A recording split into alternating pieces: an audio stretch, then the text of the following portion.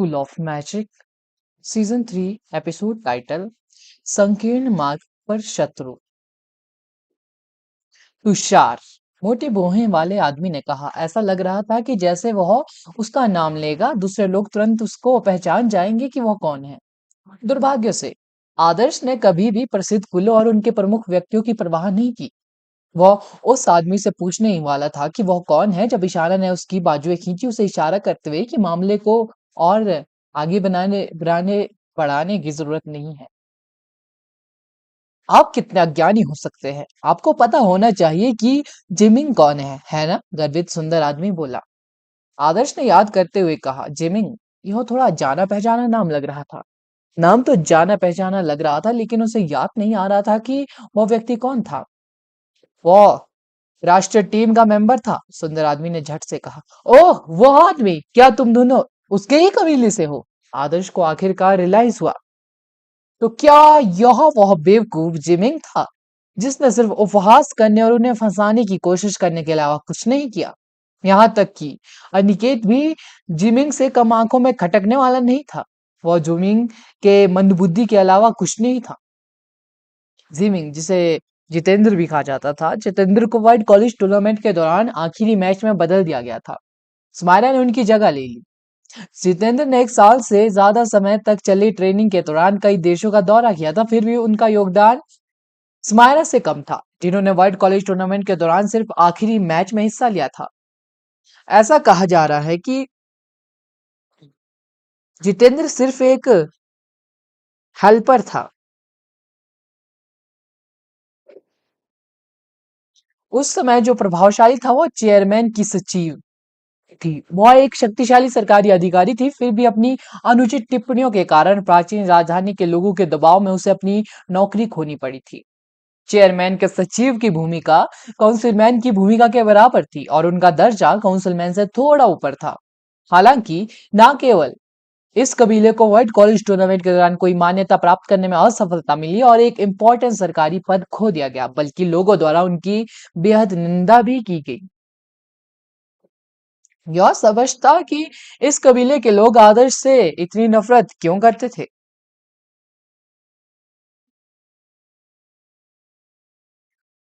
इस कबीले को चीन में प्रसिद्ध माना जाता था। सिंह कबीला अपने मैजिशियनों के लिए जाना जाता था। शिखावत कबीला अपनी संपत्ति के लिए जाना जाता था, जबकि यह कबीला देश का गौरव माना जाता था।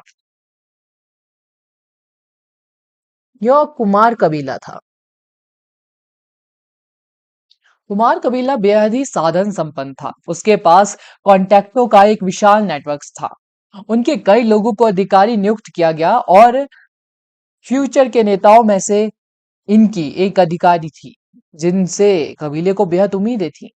कबीले को इंटरनेशनल लेवल पर अच्छी तरह से स्वीकार किए जाने के लिए देश में एक निश्चित शक्ति रखने की जरूरत थी। यह उनके प्रभाव को बढ़ाने की चाबी थी, इसलिए हुइन कबीले में एक इंपॉर्टेंट भूमिका निभा रही थी। उसने हमेशा खुद का बिहेवियर किया और लगन से काम किया। भले ही उसने काउंसिलमैन आदित्य उससे बेहद प्यार नहीं करता था, लेकिन उसके पास उसे ऊपर चढ़ने से रोकने के लिए कभी कोई उचित बहाना नहीं था। उसे आश्चर्य हुआ कि कुछ तुच्छ टिप्पणियों के कारण वो इतनी बुरी तरह फंस गई और उसे अपने शब्दों की बेहद बड़ी कीमत चुकानी पड़ी। सौभाग्य से कुमार कबीले की मुख्य संपत्ति और प्रभाव इंटरनेशनल लेवल की ओर झुका हुआ था, अन्यथा चीन में उनकी प्रतिष्ठा बर्बाद होने के बाद कबीले पर गंभीर प्रभाव पड़ता। तुषार जितेंद्र का बड़ा भाई था। वे पिछले वर्ल्ड कॉलेज टूर्नामेंट के दौरान नेशनल टीम के मेंबर्स थे। वे इंटरनेशनल लेवल पर काफी फेमस थे, हेरकासा जैसे किसी इंसान के बराबर। वास्तव में जो लोग अतीत में वर्ल्ड कॉलेज टूर्नामेंट के दौरान प्रतिष्ठा अर्जित करने में सफल रहे, उन्होंने अक्सर अपनी उपलब्धियों से बड़ी प्रसिद्धि और स्थिति हासिल की थी।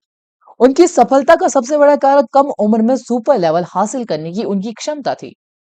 वर्ल्ड कॉलेज टूर्नामेंट के दौरान उन्होंने जो प्रतिष्ठा अर्जित की, छोटी सी उम्र में सुपर लेवल पर आकर उनकी दुर्जय पृष्ठभूमि किसी भी इंसान के लिए चमकने के लिए उपरोक्त 3 मानदंडों में से कोई भी पर्याप्त था। फिर उस व्यक्ति की तो बात ही छोड़िए जिसने युवावस्था में सभी तीनों मानदंडों को पार कर लिया था। इससे यह स्पष्ट हो गया कि रोजी ने उनके स्वागत के लिए क्यों इतनी सावधानी से रात्रि भोजन तैयार किया। वह तुषार का स्वागत कर रही थी जो हिरकासा के समान लेवल का था। ऐसा कहा जा रहा है रोजी को उम्मीद नहीं थी कि आदर्श सब कुछ बर्बाद कर देगा। वैसे मैं पूछना ही भूल गई थी ईशाना, यह आश्चर्य की बात है तुम अचानक मुझसे मिलने आ गई। क्या कोई जरूरी काम था? रोजी ने माहौल में तनाव को देखते हुए टॉपिक बदलने की कोशिश की। आदर्श को नहीं पता था कि तुषार कौन था, लेकिन ईशाना को साध्वी की पहचान के बारे में अच्छी तरह पता था। इसलिए उसने आदर्श को इशारा किया कि वह स्थिति को और खराब ना करे। ईशाना को इससे कोई फर्क नहीं पड़ता कि वह किसी प्रसिद्ध कबीले का एक साधारण शिष्य था, लेकिन तुषार कोई साधारण इंसान नहीं था। ओह, हम सिर्फ कुछ पूछने आए थे। क्या आपने हाल ही में नीलामी से एक युवा तानाशाह टाइटन का दिल खरीदा था? हमने एक संभावित खतरा देखा जो एथेंस के लोगों के जीवन को खतरे में डाल सकता था, इसलिए हम यह पूछने आए कि युवा तानाशाह टाइटन का दिल कहां से आया और विक्रेता कौन था। शाना ने कहा। ठीक है, रोजी को समझ नहीं आया कि इसका क्या जवाब दे। हाँ, ग्रीस में हमारे हेल्पर कबीले ने इसे पा लिया। इसके बारे में क्या क्या आप इसे चाहते हैं? सुंदर आदमी ने ठंडी मुस्कान के साथ कहा। बेसिक रूप से हम एक तानाशाह टाइटन के दिल की तलाश कर रहे थे और यह आरोरा कबीला से मिल गया। वे इसे बाद में बेचने की योजना बना रहे थे, लेकिन चूंकि हमें इसकी तत्काल जरूरत थी, इसलिए हमने अरोरा कबीला से इसे नीलाम करने के लिए कहा और हमने इसके लिए सबसे ऊंची कीमत पर बोली लगाई। अरोरा कबीला ने हम पर एक एहसान किया है, इसलिए मैंने अपना आभार व्यक्त करने के लिए उनके प्रभारी व्यक्ति को यहाँ इनवाइटेड किया है। मुझे यह भी उम्मीद है कि फ्यूचर में हम और अधिक सहयोग करेंगे, रोजी ने समझाया। रोजी अब परेशान हो रही थी। वह टॉपिक बदलने की कोशिश कर रही थी, लेकिन फिर भी वह किसी तरह उसी मुद्दे की ओर इशारा कर रही थी। दूसरे शब्दों में, कुमार कबीला ही वह था जिसने उसे तानाशाह टाइटन का दिल प्रदान किया। ग्रीस में अरोरा कबीला कुमार कबीले का हेल्पर था। आप लोगों ने हाल ही में एक युवा तानाशाह टाइटन से दिल छीन लिया है ना? आदर्श ने स्पष्ट रूप से पूछा। यह तुम्हारी चिंता का टॉपिक क्यों है? व्यक्ति ने कहा। क्या आप गंभीरता से मुझसे कह रहे हैं कि आपको पता नहीं था कि एक परिपक्व सिल्वर मून तानाशाह टाइटन शहर के बाहरी इलाके में घूम रहा है? आदर्श ने जवाब दिया। क्या यह सच है? तुषार ने रोजी की ओर देखा। रोजी ने चुपचाप सिर हिलाया। फिर भी और पार्थिव मंदिर की चिंता है। आप पार्थिव मंदिर से नहीं है। आपको हमारी आलोचना करने का क्या अधिकार है? फिर आदमी किसी व्यक्ति ने कहा। हाँ, मुझे विश्वास है कि हॉल ऑफ नाइट्स इसे उचित तरीके से संभाल लेंगे। चलिए इसकी चिंता न करें, रोजी ने कहा। हमने देखा कि सिल्वर मून तानाशाह टाइटन निराशा से शत्रुतापूर्ण हो सकता है, लेकिन हॉल ऑफ नाइट्स का दावा है कि यह कोई पागलपन नहीं करने वाला है। हमें डर है कि यह एक खतरा बनने वाला है, इसलिए हम सच्चाई का पता लगाने आए हैं। हमें उम्मीद है कि आप हमें बताएंगे कि क्या आपने सिल्वर मून तानाशाह टाइटन के परिजनों से तानाशाह टाइटन का दिल लिया है।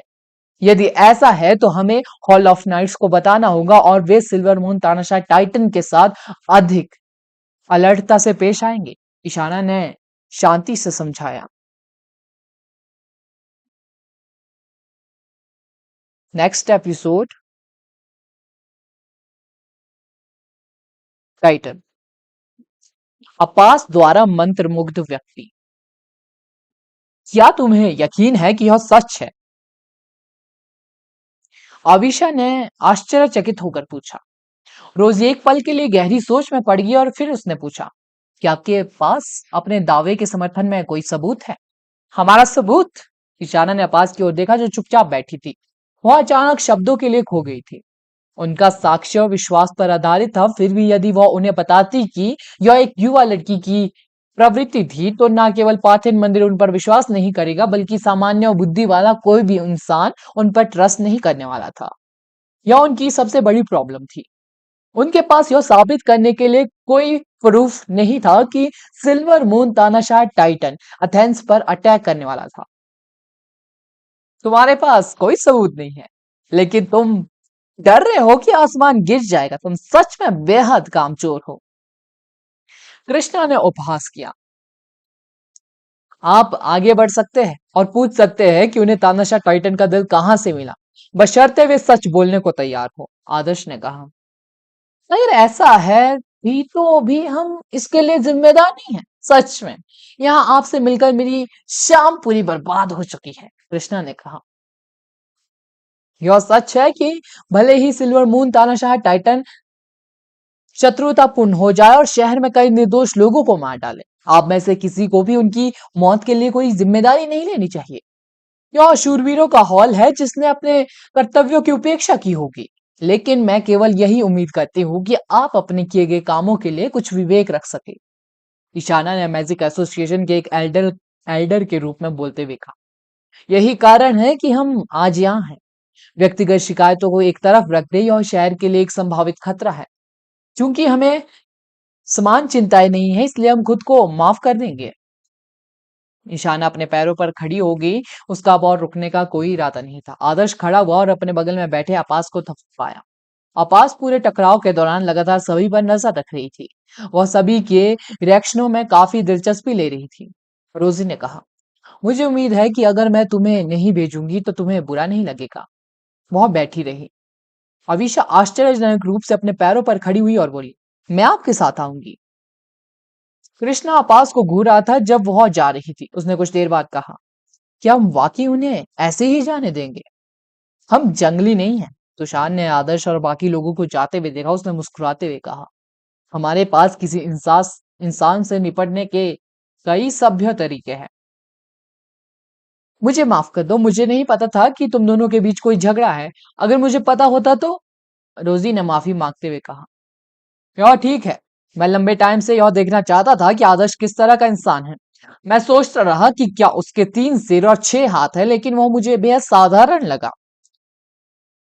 तुषार ने घोषणा की, ऐसा आदमी सिर्फ भीड़ को खुश करना जानता है, वह सिर्फ किस्मत के बल पर कुछ नहीं कर सकता। अविशा उन तीनों के पीछे पीछे बाहर चली गई। अजीब माहौल देखकर उसने कहा, मैं चाहकर भी तुम्हें रोक नहीं सकती, तो तुम हमेशा बैल की तरह क्यों बिहेव करते हो? आदर्श ने जवाब दिया, छिपाने का कोई मतलब नहीं है। तुमने हमारे साथ आने के बाद से ही अपना रुख साफ साफ बता दिया है। मुझे डर है कि वे दोनों तुम्हारे साथ अच्छा बिहेव नहीं करेंगे। ईशाना काफी चौकस थी। वह वास्तव में काफी हैरान थी कि अवीशा, जो शुरू में तुषार और कृष्णा के साथ थी, अब उन्हें बाहर भेज रही थी। यह सिर्फ बिजनेस है। अगर हम किसी सौदे पर पहुंच सकते हैं तो हम बिजनेस भागीदार बन सकते हैं। लेकिन अगर हम ऐसा नहीं कर सकते तो ऐसा नहीं है कि हम तुरंत एक दूसरे से अलग हो जाएंगे। खैर, मुझे ज्यादा चिंता इस बात की है कि अगर मैं आकर उसे विदा नहीं करती तो कोई हमारे कुल्लून पर्वत श्रृंखला में हमारे सिंह कबीले के साथ सहयोग समाप्त कर सकता है। मेरी राय में वो आखिरी व्यक्ति है जिसकी पूंछ पर मैं पैर रखना चाहती हूँ। अविशा ने आदर्श को मुस्कुराते हुए देखते हुए कहा, क्या मैं इतना संकीर्ण सोच वाला हूँ? अगर मैं ऐसा करता हूँ तो तुम्हारी बहन आधी रात को मुझे चाकू से मार देंगी। आदर्श ने कहा, आपको हमें वापस भेजने की जरूरत नहीं है। आपको उनके पास वापस जाना चाहिए। ईशाना ने कहा। अविशा ने अपना सिर हिलाया और कहा, भूल जाओ। मुझे नहीं लगता कि यह जो कुछ हुआ उसके बाद मैं उनके साथ कोई सौदा कर पाऊंगी। मेरे वापस जाने का कोई मतलब नहीं है। इसके अलावा यहाँ कुछ दिनों तक रहने के बाद भी मुझे मौज मस्ती करने का कोई टाइम नहीं मिला। मुझे आप लोगों के पीछे पीछे घूमने में कोई प्रॉब्लम नहीं है। मिस अविशा, हम यहाँ छुट्टियां मनाने नहीं आए हैं, हम लोगों की सुरक्षा को लेकर चिंतित है। आदर्श ने कहा। तो मुझे तुम्हारा वीर बिहेव देखने दो। तानाशाह टाइटन के दिल के रूप में मैं किसी से मदद मांगने में सक्षम हो सकती हूँ। मुझे कुछ टाइम दो। अविशा ने कहा, यह हम पर बेहद बड़ा उपकार होगा। अविशा ने एक नंबर डायल किया और फोन पर थोड़ी देर बात की। उसने आपास की ओर देखा और चमकती आंखों से पूछा, आदर्श, आपने अभी तक मुझे उस छोटी लड़की से मिलवाया नहीं? मैं सोच रही थी आपको इतनी खूबसूरत लड़की कहाँ से मिली। मुझे भी खुद पर शर्म आ रही है। ओह वाह, मुझे वो काहिरा जाते समय मिली। उसने मुझे बताया कि वो मेरी सुंदरता पर एक नजर डालने के बाद एक एशियाई इंसान के रहस्यमय आकर्षण से बेहद अट्रैक्ट हो गई थी। इसलिए वो मेरे पीछे पीछे घूम रही है और आग्रह कर रही है कि मैं उसके साथ अपनी बहन की तरह बिहेव करूं। आप जानते हैं कि मेरे जैसा सज्जन इंसान कभी भी एक सुंदर लड़की के रिक्वेस्ट को ठुकरा नहीं सकता, आदर्श ने शेखी बगाड़ते हुए कहा। अपास ने अपनी आंखें घुमाई। उसने तिरस्कार भरे चेहरे ने सॉरी अविशा को साफ साफ बता दिया कि उसने जो कहा था वो ऐसा कुछ भी नहीं था। अविशा खिलखिलाकर हंस पड़ी। उसने आदर्श को धक्का दिया जब उसने देखा कि उसका मुंह भटकने वाला था। तो इस तरह मेरी बहन तुम्हारे प्यार में पड़ गई? क्या यह स्पष्ट नहीं है? ओरिएंटेशन के दौरान जब हम एक दूसरे से लड़े तो उसे जल्दी से पता चल गया कि मैं कहाँ रह रहा हूँ और उसने मेरा फ्लैटमेट बनने पर जोर दिया, आदर्श ने आह भरी। आदर्श, मैं राधा को सब कुछ बता दूंगी जो तुमने अभी कहा। ईशाना इसे और बर्दाश्त नहीं कर सकी। अगर उसने उसे अभी याद नहीं दिलाया तो वह यह भी भूल सकता है कि उन्हें कुछ इंपॉर्टेंट मामलों पर ध्यान देना था। मैं तो बस मजाक कर रहा था। वैसे भी हम उसकी न्यूज का वेट नहीं कर रहे हैं। मैं कुछ टाइम बिताने के लिए क्यों घूम नहीं सकता? आदर्श ने विरोध किया। बड़े भाई, एक बात ने मेरा ध्यान खींचा है, आपास ने सहजता से कहा। आपास की आवाज इतनी मधुर थी कि आदर्श के शरीर में बिजली के झटके की लहर दौड़ पड़ी। उसे बस उसे कसकर गले लगाने और उस आवाज में उसके कानों में कुछ फुसफुसाने की इच्छा हुई। हालांकि जब भी आपास उससे इस तरह बात करती थी तो इसका मतलब होता था कि वो कुछ करने की योजना बना रही है। यह क्या है? आदर्श ने जल्दी से पूछा। उनमें से एक इंसान के मन में मेरे बारे में बेहद ही तीव्र विचार थे। अगर मैं गलत नहीं हूं तो हो सकता है उसने हमारे जाते ही मेरे बारे में पूछना शुरू कर दिया हो और यह पता लगाने की कोशिश कर रहा हो कि मैं तुमसे किस तरह से संबंधित हूँ। वह किसी भी कीमत पर मेरे करीब आने का मौका तलाशेगा, आपास ने कहा। एक आदमी के तौर पर मैं इसे कैसे नोटिस नहीं कर सकता? कृष्णा की नजरें आप पर झपटने वाली थी, आदर्श ने कहा। मैं उसका जिक्र नहीं कर रही थी, कपास मुस्कुराई जो जल्द ही एक चालाक एक और मोहक मुस्कान में बदल गई। अगला एपिसोड जानने के लिए बने रहे मेरे इस चैनल के साथ। Thank you. Of magic. Next episode title. Titan अपना संयम खो देता है। आदर्श अब्बास की बातें सुनकर दंग रह गया। यदि अब्बास का इशारा उस लंबे चेहरे वाले कृष्णा की ओर नहीं था तो वह और कौन हो सकता है? कृष्णा ने जब से अपास को देखा वह उसके पीछे पागल हो गया। अगर आदर्श वहां नहीं होता तो वह अपास से कांटेक्ट करने की पूरी कोशिश करता। आदर्श को डाइनिंग टेबल पर इस बात का पूरा एहसास था लेकिन उसने इस बारे में ज्यादा नहीं सोचा। अपास की खूबसूरत बेहद ही भयानक थी। आदर्श को पहले से ही पता था कि अपास को कहीं साथ लाकर वह कितनी आसानी से नफरत को अट्रैक्ट कर सकता है। यदि तुम कृष्णा का जिक्र नहीं करी तो क्या इसका मतलब यह नहीं है? आदर्श का चेहरा अविश्वास से भर गया। अवीशा और ईशाना से आगे थी, किसी और बात पर टॉप बात कर रही थी। आदर्श ने जानबूझकर उनके पीछे अपनी स्पीड धीमी कर ली। थोड़ी देर बाद भी उसे लगा कि अपास ने जो कुछ कहा था उसमें कुछ अजीब बात थी। अपास, मुझे लगा कि मैं अभी ज्यादा कर रहा हूं लेकिन मुझे उम्मीद नहीं थी कि तुम मुझसे ज्यादा आत्मविश्वासी हो। मैं मानता हूं कि तुम बेहद अच्छी दिखती हो, मेरी फर्स्ट गर्लफ्रेंड जितनी ही सुंदर। एक आदमी के लिए खूबसूरत लड़की के बारे में कुछ विचार रखना सामान्य बात है, लेकिन तुम ऐसा क्यों बोल रही हो कि जैसे तुषार तुम्हें जिंदा ही खा जाएगा? क्या यह कृष्णा नहीं होना चाहिए? आदर्श को पूछना पड़ा। कपास ने अपना सिर हिलाया। उसने गंभीरता से कहा, मैं सिल्वर मून टायरन टाइटन के पागल होने के कारण उसकी आवाज, अभिव्यक्ति, चाल, मन की स्थिति, मनोवैज्ञानिक संघर्ष जैसी छोटी छोटी चीजों को देखकर बता सकती हूँ। यह वैसा ही है जैसे रेगिस्तान में कुछ मकड़ियां हवा की स्पीड और अपने दुश्मन के खून के तापमान के जरिए खतरे का अनुमान लगाकर उसे टाल सकती है।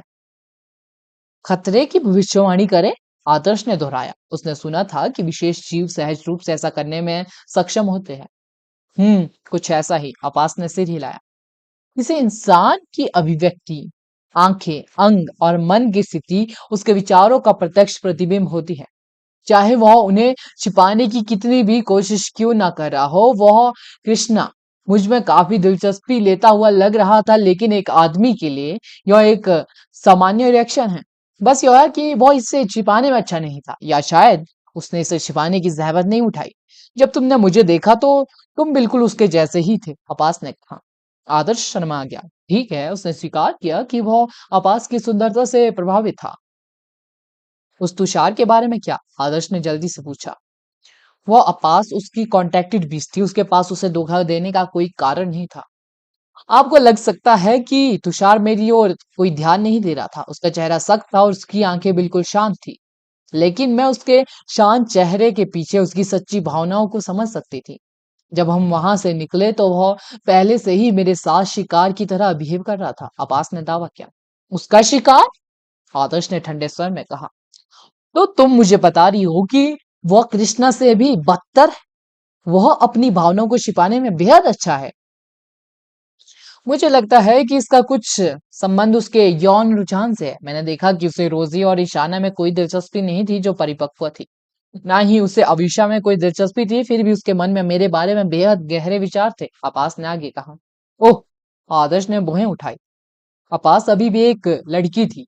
वह भले ही अच्छी दिखती हो, लेकिन ज्यादातर लोग रोजी या अवीशा को पसंद करते, जिनका स्वभाव ज्यादा परिपक्व महिला जैसा था। फिर भी तुषार को आपास में खास दिलचस्पी थी। मैंने सुना है कि कुछ पुरुष उम्र बढ़ने के साथ कम उम्र की लड़कियों को पसंद करते हैं। मुझे उम्मीद नहीं थी कि तुषार को ऐसी कामुकता होगी। वह इसे बेहद अच्छी तरह से छिपा रहा है, आदर्श ने कहा।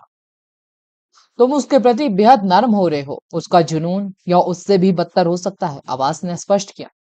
आदर्श का जबड़ा खुला रह गया। क्या वह यह दावा कर रही थी कि तुषार ने उसे गंभीरता से अपना नाजुक शिकार समझा था और वह जल्द ही कुछ करने की कोशिश करेगा? आदर्श अभी भी अपास की बातों से हैरान था कि जब ईशाना अचानक रुक गई, वह मुड़ी और सख्त चेहरे के साथ आदर्श का वेट करने लगी। मुझे शहर के पश्चिम से खबर मिली है। सिल्वर मून टाइटन दीवार पर चढ़ गया है और उसने शहर पर एक बेहद बड़ा पत्थर फेंका है। इसने 4 सड़कों को जमींदोज कर दिया, ईशाना ने कहा। क्या? सिल्वर मून तानाशाह टाइटन वास्तव में पागल हो गया था? आदर्श ने आश्चर्य से कहा। अभिशा भी चौंक गई। वो अभी भी अपने लोगों के वापस आने का वेट कर रही थी, लेकिन सच्चाई का पता लगाने से पहले ही कुछ दुखद हो चुका था। उसने जल्दी से अपना फोन निकाला और लोगों द्वारा अपलोड की गई क्लिप्स ढूंढी। सड़कों पर लुढ़कते समय विशाल पत्थर द्वारा छोड़े गए निशान पूरी तरह से चौंकाने वाले थे। जिन घरों को इसने गिराया था उनका मलबा जगह जगह बिखरा हुआ था। एक क्लिप में एक गवर्नमेंट बाहरा लाइव स्ट्रीमिंग कर रहा था। लाइव स्ट्रीम में विशाल टायरेंट टाइटन को कैद किया गया था। कई दर्शकों ने गवर्नमेंट पर घातक पत्थर को लुढ़कते हुए भी देखा, क्योंकि उसके पास भागने के लिए कोई जगह नहीं थी। अवीशा ने अपने फोन को घूर कर देखा। उसने जो क्लिप देखी उससे उसकी रीढ़ की हड्डी में सेरन पैदा हो गई। वह तानाशाह टाइटन के डर से अभिभूत थी। मैंने तुमसे कहा था कि यह किसी भी पल आज रात सहित बेकाबू हो सकता है, अपास ने उन्हें याद दिलाया। आदर्श ने अपास की तरफ देखा। अब उसे उसकी बातों पर कोई डाउट नहीं था। वह वाकई ऐसी चीजों के प्रति संवेदनशील थी। जल्दी से चलो शहर के पश्चिम की ओर चलते हैं। बाकी लोग सिल्वर मून तानाशाह टाइटन का सामना नहीं कर पाएंगे, ईशाना ने कहा। दुर्भाग्य से ईशाना अब एक साधारण लड़की की तरह ही थी, क्योंकि उसकी कल्टीवेशन अभी तक ठीक नहीं हुई। उसे स्पीड बनाए रखने में परेशानी हो रही थी। हॉल ऑफ नाइट्स को अब वहां जाना चाहिए। चलो आशा करते हैं कि वे समय पर पहुंच जाए। आदर्श को पता था कि अगर वे अब उस जगह की ओर बढ़ते भी है तो बेहद देर हो चुकी है। वे प्रेजेंट में शहर की दूसरी तरफ थे। आदर्श सिल्वर मून तानाशाह टाइटन जैसे शक्तिशाली डीमन के सामने पूरी तरह असहाय था। वह केवल ब्रैंका, हेडी, कुणाल और आहन पर अपनी उम्मीदें टिकाए हुए था कि वे हॉल ऑफ नाइट्स के आने से पहले सिल्वर मून टायरेंट टाइटन को और अधिक निर्दोष लोगों की जान लेने से रोक पाए। आदर्श ने अपनी नजर फिर से अपास पर घुमाई। अपास ने जो कुछ उससे कहा था उसे याद करके उसके माथे पर लकीरें पड़ गई। तुषार स्पष्ट रूप से उन लोगों में से एक था जो उसे मरवाना चाहता था। कुमार कबीला उसे माफ नहीं करने वाला था और अब अपास बीच में फंस चुकी थी। उसे वाकई उस तुषार पर नजर रखनी होगी। नेक्स्ट एपिसोड, टाइटन गोल्डन सन कॉम्बैट ऑफिसर। इस पूरी सिचुएशन को गवर्नमेंट ने लाइव स्ट्रीम करके कैद कर लिया। इंटरनेट पर किसी ने रिपोर्टर के जीवन के अंतिम क्षणों को क्लिप में बदल दिया, जो लोगों के बीच तेजी से फैल गया। 1 घंटे से भी कम समय में पूरे यूरोप को पता चल गया कि एथेंस पर सिल्वर मून टायरेंट टाइटन द्वारा अटैक किया जा रहा है। जंगल में कई तरह के डीमन जीव थे। कुछ विशालकाय शरीर वाले, कुछ इतने भयानक कि वे किसी को बार बार बुरे सपने दिखा सकते थे। इस वजह से कई देशों ने अपने लोगों को इंटरनेट पर डीमन जीवों की क्लिप्स या तस्वीरें फैलाने से मना किया। कई साहसी लोग जो मैजिशियन नहीं थे, वे केवल समन बिस्टों के बारे में इंफॉर्मेशन से अपनी कल्पना को संतुष्ट कर सकते थे जो उन्हें उपलब्ध कराई गई थी। दुर्भाग्य से मृत पेटू के काफी अनुयायी थे और हजारों लोगों ने लाइव स्ट्रीम के दौरान सिल्वर मून टायरेंट टाइटन का असली रूप देखा। हालांकि टायरेंट टाइटन कभी कभी एथेंस के बाहरी इलाकों में घूमते थे, लेकिन वे कभी भी सुरक्षित प्लेस के 3 किलोमीटर के अंदर नहीं आए। अधिकांश लोगों ने केवल उनके दूर से सिलहुट देखे और लाइव स्ट्रीम में विशाल डीमन जैसा कुछ भी कभी नहीं देखा। इसमें शामिल सड़कें पहाड़ों की तलहटी में थी। एथेंस के आसपास की कोमल ढलानें प्राकृतिक अवरोधों की तरह थी, लेकिन अचानक उनमें से एक सिर उभर आया जिसकी आंखें लाल थी और उनमें एक खतरनाक भाव था। दृश्य प्रभाव एक मैजिशियन के लिए भी चौंकाने वाला था, आम लोगों की तो बात ही छोड़िए।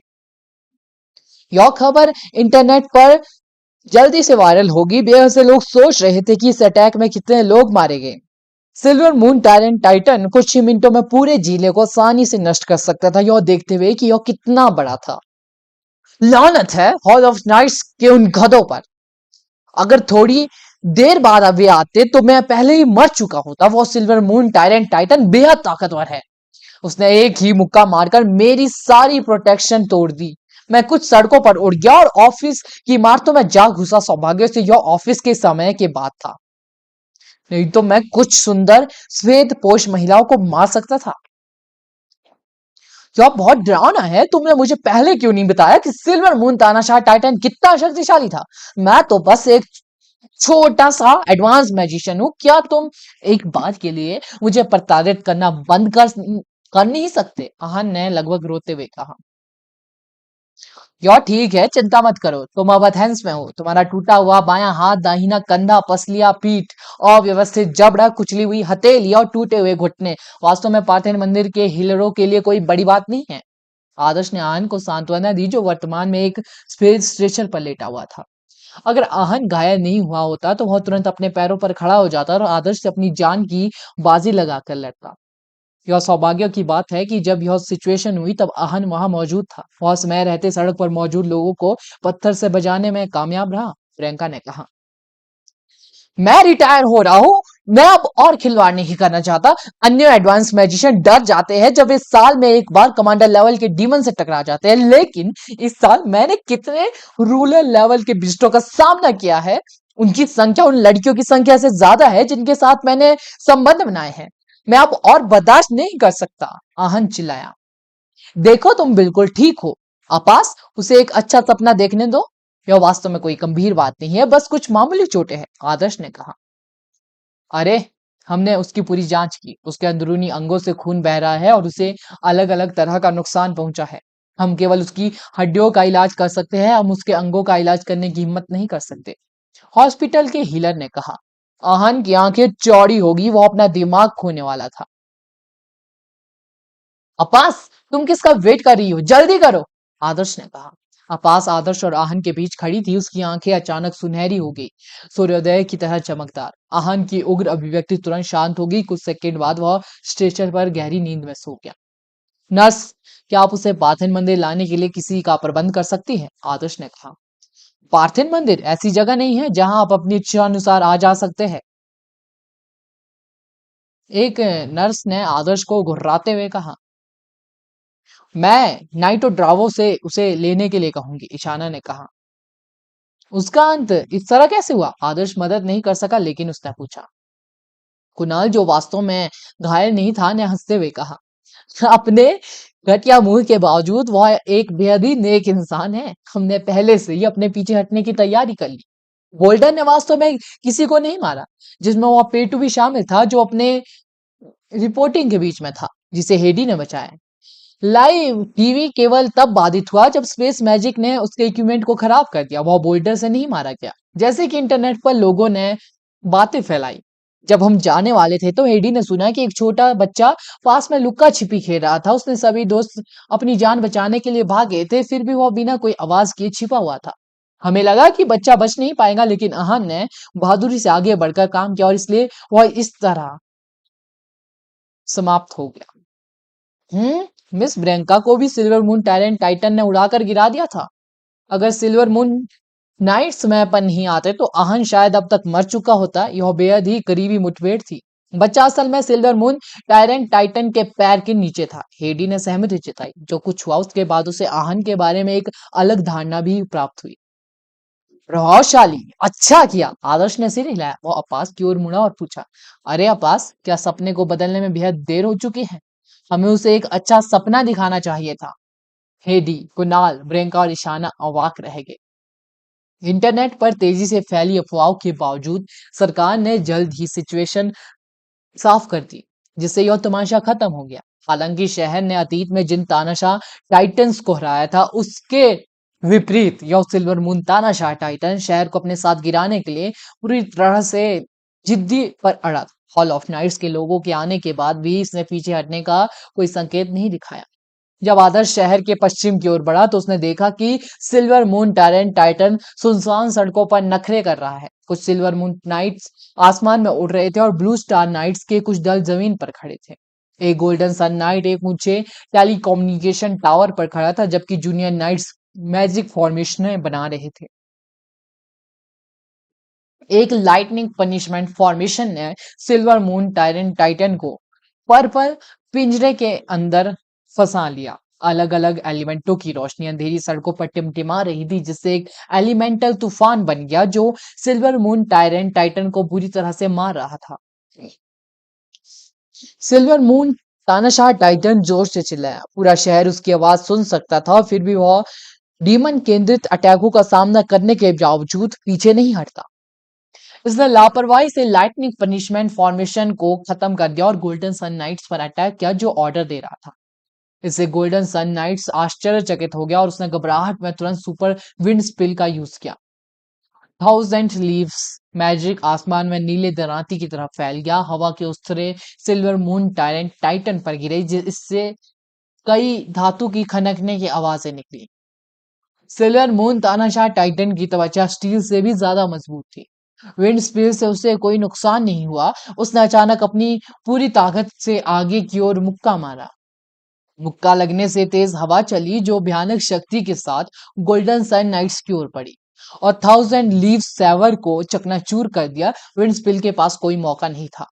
धमाके से गोल्डन सन नाइट्स उड़ गया। जोरदार गड़गड़ाहट पूरे शहर में गूंज उठी।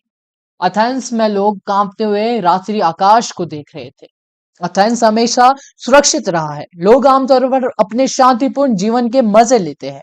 भले ही शहर के पश्चिम में कोई लड़ाई छिड़ गई हो, लेकिन उसका मुक्के से उत्पन्न तेज हवा ने उनकी दिनचर्या को बाधित कर दिया। हालांकि अशांति लंबे टाइम तक नहीं रही। लोगों ने अपने जीवन को जारी रखने से पहले बस यह पूछा कि क्या चल रहा है, यह जानते हुए कि शूरवीरों का हॉल पहले से ही वहां आ चुका है। यह झील में फेंके गए पत्थर की तरह था। इससे उठी लहरें जल्द ही खत्म हो गई। आदर्श ने सब कुछ देखने के बाद कहा, यह पंच गोल्डन सन नाइट्स को मार सकता था, लेकिन यह थोड़ा लक्ष्य से भटक गया। यह लक्ष्य से भटक कर नहीं आया था, बल्कि शहर पर निशाना साध कर आया था। आपास ने उसे सुधारा। क्या यह कोशिश कर रहा था? आदर्श ने उसके पीछे देखा।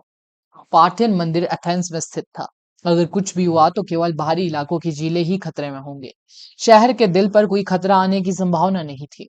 सिल्वर मून तानाशाह टाइटन सिटी के केंद्र की ओर बढ़ने की कोशिश कर रहा था। भले ही उसे पता था कि उसके पास शूरवीरों द्वारा लाइट प्रोटेक्शन को तोड़ने का कोई मौका नहीं।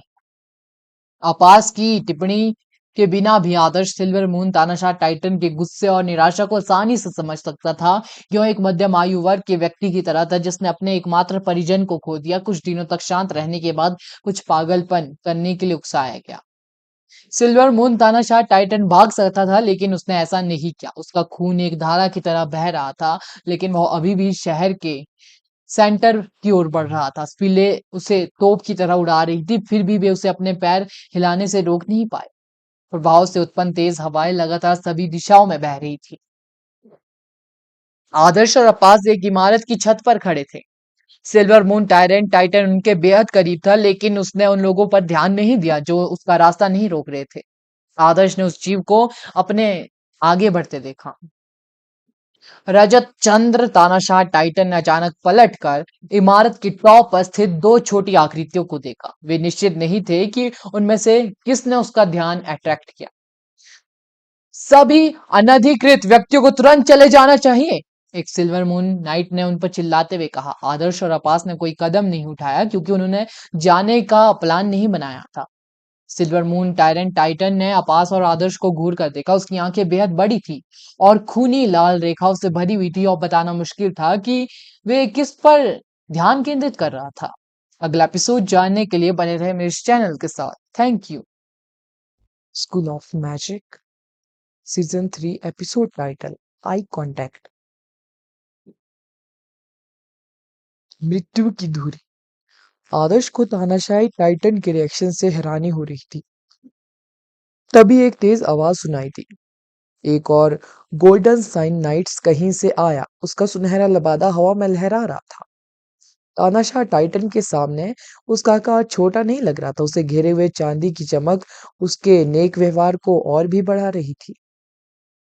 वह लगातार हवा में ब्लिंक कर रहा था, जिससे उसकी पिछली सिचुएशन पर एक विशेष स्थानिक बिंदु बन गया। स्थानिक बिंदु अंततः एक चांदी के कंपास में मिल गए, जिसने सिल्वर मून तानाशाह टाइटन के माथे पर एक घातक किरण फेंकी। घातक किरण के हवा में उछलने के बाद गोल्डन सनलाइट्स ने हिलना बंद कर दिया। सिल्वर मून टायरेंट टाइटन के सिर के बराबर ऊंचाई पर रुक गया।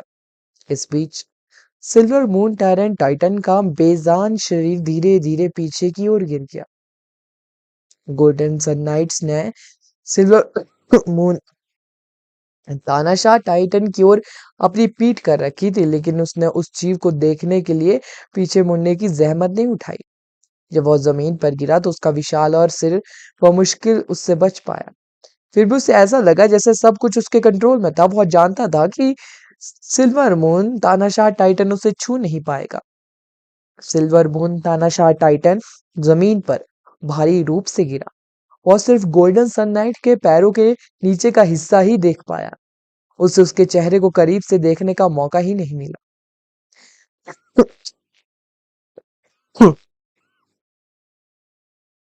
आदर्श स्पेस मैजिक की जबरदस्त ताकत से हैरान था। इसने एक पल में अपने लक्ष्यों की जान ले ली। यहाँ तक कि सिल्वर मून तानाशाह टाइटन, जो अपनी दृढ़ता के लिए जाना जाता है, भी उसके सामने टिक नहीं पाया। स्पेस मैजिक उतनी ही तेजी से नष्ट हो गया जितनी तेजी से वह प्रकट हुआ था, लेकिन यह आदर्श के मन में एक अमिट दृश्य छोड़ गया। मर गया। रजत चंद्र तानाशाह टाइटन की मृत्यु हो गई थी, बस ऐसे ही। पहले गोल्डन सन नाइट्स के विपरीत वह स्पेस एलिमेंट वाले गोल्डन सन नाइट्स की ताकत को देखकर उसके दम घोटने वाले दबाव को महसूस कर सकता था। इसके अवशेषों की देखभाल करो। जितनी जल्दी हो सके शहर की व्यवस्था को बहाल करो। गोल्डन सन नाइट्स ने ठंडे स्वर में बाकी शूरवीरों को ऑर्डर दिया, जो उसके चारों ओर फिर से इकट्ठा हो गए थे। हाँ, यह रात की बात है कि मास्टर नॉर्मन समय पर पागल सिल्वर मून तानाशाह टाइटन का ख्याल रखने के लिए आ गए। किसी कारण से सिल्वर मून तानाशाह टाइटन बनने से नहीं डरता था। वह शहर पर बेतहाशा अटैक करता रहा। केवल सर्वेंट लेवल के डीमन ही इस तरह बिहेव करते हैं। सिल्वर मून तानाशाह टाइटन भी इस तरह का बिहेव क्यों करेगा? शूरवीरों को ऑर्डर दे रहे विंड सुपर मैजिशियन ने आश्चर्य व्यक्त किया। आप अभी Silver Moon Hall of Knights में रिपोर्ट कर सकते हैं। आप गोल्डन सन बैच पहनने के लिए तैयार नहीं है। गोल्डन सन नाइट्स, जिसे नाइट्स नॉर्मन कहते थे, ने ठंडे स्वर में कहा। मास्टर नॉर्मन, मैं? नॉर्मन ने उसे बोलने का कोई मौका नहीं दिया। उसने आदर्श और अपास की ओर देखा, और वह भी थोड़ा उलझन में था कि सिल्वर मून तानाशाह टाइटन उन्हें क्यों घूर रहा था। हालांकि वो हर मामले की तह तक पहुंचने वाला इंसान नहीं था। चांदी की धूल ने उसे घेर लिया। भले ही वह कोई कॉन्स्टलेशन नहीं बना रहा था, युद्ध के प्रभारी गोल्डन सनलाइट्स की विनती के बावजूद वह अचानक गायब हो गया हवा में। आदर्श ने जल्दी से चारों ओर देखा कि उसके जैसा मैजिशियन ब्लैंक के साथ कितनी दूर तक सफर कर सकता है। आदर्श को आश्चर्य हुआ कि उस आदमी का कोई पता नहीं था, मानो वो पूरी तरह गायब हो गया हो। हवा में फैली चांदी की धूल धीरे धीरे गायब हो गई। एक ब्लू स्टार नाइट इमारत पर कूद पड़ा और ठंडे स्वर में बोला, तुम दोनों, शो खत्म हो गया है। कृपया तुरंत चले जाओ। तुम्हें बिना परमिशन के इस प्लेस में प्रवेश करने की परमिशन नहीं है। वह गोल्डन सन नाइट कौन था? मुझे नहीं लगता कि मैं उसे पार्थिन मंदिर में मिला था। आदर्श ने प्रसन्नता पूर्वक पूछा। क्या आप मॉस क्या आप मास्टर नॉर्मन की बात कर रहे हैं? ब्लू स्टार नाइट की उम्र लगभग 20 साल थी। यह स्पष्ट था कि उसने कभी इस लेवल की लड़ाई में पार्ट नहीं लिया था। उसका कठोर चेहरा एक बेस था, उसके हाथ अभी भी कांप रहे थे। हाँ, आपका कमांडर भी एक सो गोल्डन सन नाइट है। तो उस आदमी को, आपके कमांडर को पदोन्नत करने का अधिकार क्यों था? आदर्श ने पूछा। युवा ब्लू स्टार नाइट ने कहा। मास्टर नॉर्मन कई सालों तक हमारे गोल्डन सन नाइट्स के कॉम्बैट ऑफिसर थे। वे भले ही रिटायर हो गए हो, लेकिन उनकी प्रतिष्ठा भी कायम है। ओ, क्या लड़ाकू अधिकारी शूरवीरों का ट्रेनर नहीं? आदर्श ने कहा। बिल्कुल, मास्टर नॉर्मन खास तौर पर गोल्डन सन नाइट्स को ट्रेन करते हैं। ब्लू स्टार नाइट्स और सिल्वर मून नाइट्स उनके द्वारा ट्रेन होने के योग्य नहीं है। ब्लू स्टार नाइट ने कहा। उसे अचानक आश्चर्य हुआ कि वह दो अजनबियों से बात क्यों कर रहा था। उसने तुरंत अपना चेहरा सीधा किया और कहा, तुमने मुझे नहीं बताया कि तुम कौन हो। तो वह गोल्डन सन नाइट्स का कॉम्बैट ऑफिसर है। वो मुख्य ट्रेनर है। तो कोई आश्चर्य नहीं कि सिल्वर मून तानाशाह टाइटन के पास उसके खिलाफ कोई मौका नहीं था। मुझे यकीन है कि उसके जैसे किसी व्यक्ति आसानी से वह दूसरों को खुद को नहीं दिखाएगा। आदर्श ने खुशी से कहा। बेशक, आज मास्टर नॉर्मन को एक्शन में देखना हमारे लिए सम्मान की बात है। अरे, तुम मुझे क्यों बीच में रोक रहे हो? कृपया तुरंत चले जाओ। हमें अभी भी गंदगी साफ करनी है। किसी भी अनधिकृत व्यक्ति को यहाँ रहने की परमिशन नहीं है। ब्लू स्टार नाइट ने चिंतित होकर कहा। आदर्श को याद नहीं कि नॉर्मन ने मंदिर में जब बेहद बड़ा हंगामा किया था तब वह कभी दिखाई दिया था। बेहद संभावना थी कि नॉर्मन कहीं दूर गया होगा, अन्यथा वह अपने डीमन रूप में आदर्श के लिए बेहद बड़ी समस्या बन जाता। पार्थिन मंदिर वास्तव में ढेर था। आदर्श को राहत मिली कि वह नॉर्मन जैसे राक्षस में नहीं फंस गया था। ठीक है, हम ही वे लोग थे जिन्होंने सबसे पहले देखा कि सिल्वर मून तानाशाह टाइटन पागल होने वाला था। मेरे दोस्त सड़कों को खाली कर रहे थे और हॉल ऑफ नाइट्स के आने से पहले लोगों की रक्षा कर रहे थे। आदर्श ने बताया। तो यह आप और आपके दोस्त थे? बहुत बहुत धन्यवाद। अगर आप और आपके दोस्त नहीं होते तो यह बेहद बुरा होता। ब्लू ब्लू स्टार नाइन ने ईमानदारी से मुस्कुराते हुए कहा। वह थोड़ा उलझन में लग रहा था। यह कुछ भी नहीं है। मेरे दोस्तों और मेरे पास कई चीजों की कमी है। पैसा, गर्लफ्रेंड, इक्विपमेंट, लेकिन हमारे पास न्याय की भावना की कभी कमी नहीं रही। आदर्श ने दिल से घोषणा की। ठीक है, आप में शूरवीर जैसी भावना है। मैं शूरवीर के हॉल की ओर से आपको धन्यवाद देता हूँ। ब्लू स्टार नाइट ने कहा। आपास चुप रही। वो अभी भी गहरी सोच में थी जब ब्लू स्टार नाइट चला गया। आदर्श ने अपना हाथ उसके सिर पर रखा और पूछा, क्या यह हमसे बात कर रहा था? उसे पता था कि हम युवा तानाशाह टाइटन के दिल की तलाश कर रहे थे। इसे कैसे पता चला? आदर्श ने हैरान होकर पूछा। मैंने उसे बताया। वो भी जानता था कि मैं एक मेडूसा हूँ। आपास ने उत्तर दिया। क्या आप दोनों आई कांटेक्ट से बातचीत कर रहे थे? आदर्श ने अवाक होकर पूछा। इसके बजाय आपास ने उससे कहा, चीजें हमारी कल्पना से कहीं अधिक जटिल है। अगला एपिसोड जानने के लिए बने रहे मेरे इस चैनल के साथ। जैसा कि आपको पता है, बीच में मैं खांस रही हूँ, आवाज ठीक नहीं आ रही है, तो मैं एपिसोड आगे नहीं सुना पाऊंगी। Thank you. School of magic, next episode, title love at first sight. चूंकि कोई घायल नहीं हुआ, इसलिए घटना जल्दी ही शांत हो गई। अगले दिन सुबह सुबह राधा ने आदर्श को फोन करके इस बारे में पूछा। आदर्श ने आसानी से टाटा पर उसकी चेतावनी को गंभीरता से ना लेने का आरोप लगा दिया। भाई आदर्श, यह राहत की बात है कि आप और आपके दोस्त वहां थे। राधा आदर्श की चेतावनी के बारे में बिल्कुल भी अनजान थी। वह उस समय इंग्लैंड में थी और समय के अंतर के कारण जब आदर्श ने उसे फोन किया तब तक वह सो चुकी थी। टाटा ने भी उसे फोन के बारे में नहीं बताया, इसलिए उसे अगले दिन समाचार देखने पर ही पता चला कि क्या हुआ था। तुम्हें दूसरा फोन लेना चाहिए जिसमें सिर्फ मेरा नंबर हो। आदर्श टाटा के हस्तक्षेप से बेहद नाराज था। जरूर भाई, एथेंस में कुछ दिन और रुको। यहाँ से अपना काम निपटाकर मैं वापस आऊंगी।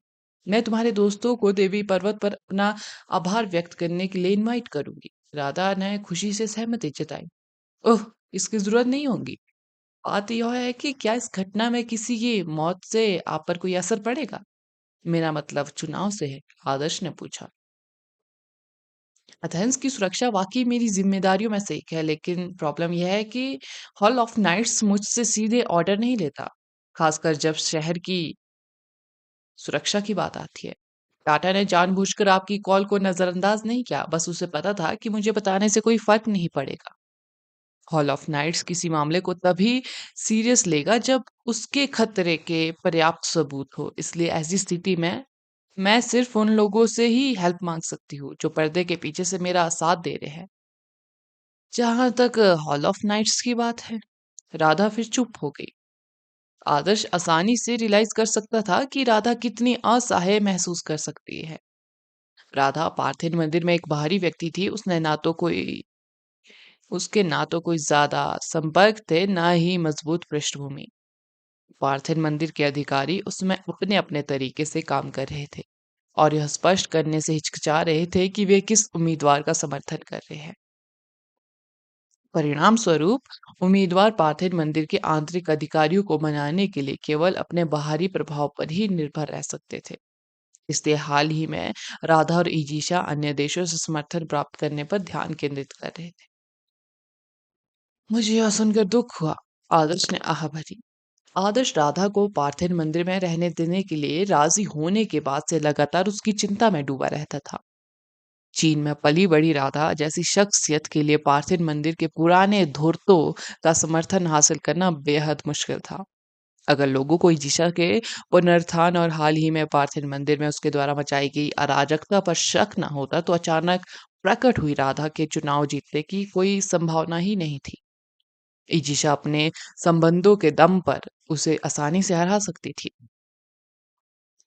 आदर्श को केवल इतना पता था कि नाइट्स हॉल के हॉल मास्टर हेलोन के अलावा, जिसने स्पष्ट रूप से संकेत दिया था कि वह राधा का समर्थन कर रहा था, पार्थिव मंदिर में प्रमुख पदों पर आसीन अन्य लोग एक सैन्य गुट के समान थे और किसी भी उम्मीदवार को अपमानित करने का जोखिम नहीं उठा सकते थे।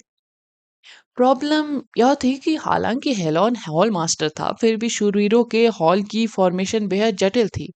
अलग अलग म्यूज और सेवकों के लिए अलग अलग शूरवीर नियुक्त होते थे। वहीं Blue Star Knights, Silver Moon Knights और गोल्डन सन नाइट्स के अपने अपने नेता थे। हेलोन की स्थिति भी राधा जैसी ही थी। उसके पद के बावजूद शूरवीरों के हॉल में हर कोई जरूरी नहीं कि उसके ऑर्डर मानता हो।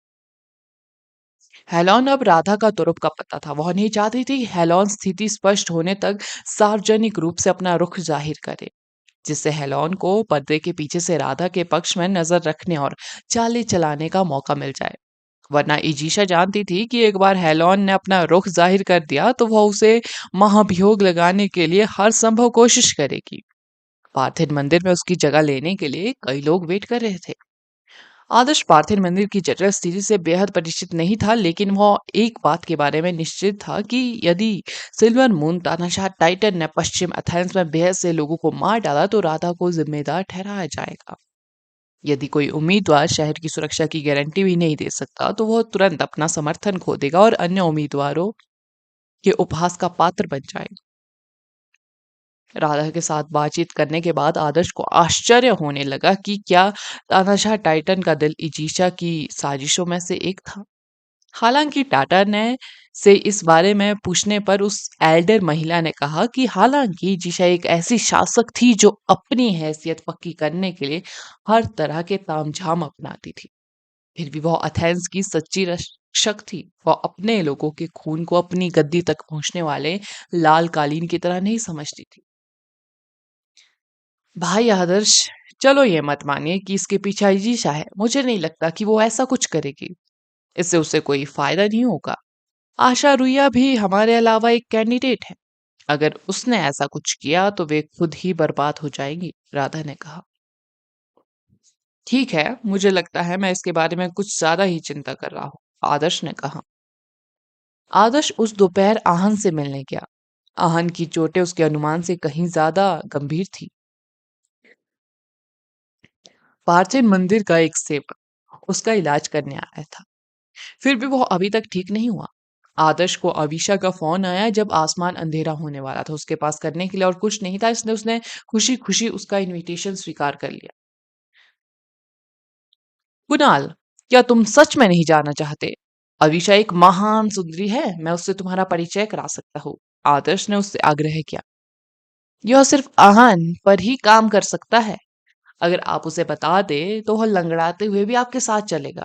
मैं नीलामी में जाने या बाजार में इधर उधर घूमने की योजना बना रहा हूँ, ताकि देख सकूं कि क्या मुझे अपनी सफलता के लिए कुछ जरूरी सामान मिल सकता है। कुणाल ने जवाब दिया। तुम्हें जल्दबाजी नहीं करनी चाहिए। हम मिलकर कोई रास्ता निकाल लेंगे। मैं कोशिश करूंगा और पता करूंगा कि तुम्हारे लिए कोई उपयुक्त इक्विपमेंट है या नहीं। आदर्श ने कहा।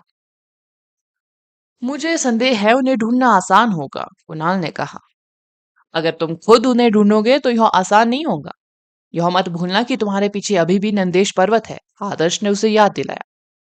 खैर, यह मेरी अपनी कल्टीवेशन है। मुझे नंदेश पर्वत के संसाधनों पर निर्भर नहीं रहना चाहिए। यह अभी भी बढ़ रहा है। कुणाल ने कहा। अब आप नंदेश पर्वत के मेंबर हैं। एक बार जब आप सुपर लेवल हासिल कर लेंगे तो आप एक महत्वपूर्ण भूमिका निभाएंगे। शर्माए नहीं। अविशा उस कबीले की कोषाध्यक्ष है। वो हमारे नंदेश पर्वत की एक महत्वपूर्ण व्यापारिक साझेदार भी है। यह आपका समय बर्बाद नहीं करेगा। शायद हम आपकी जरूरत के संसाधन जुटाने में उनकी मदद ले ले। आदर्श ने सुझाव दिया। ठीक है। कुणाल ने अंततः सिर हिलाया। कुणाल को भी पता था अकेले ही सफलता पाने की कोशिश करना उसके लिए कितना मुश्किल होगा।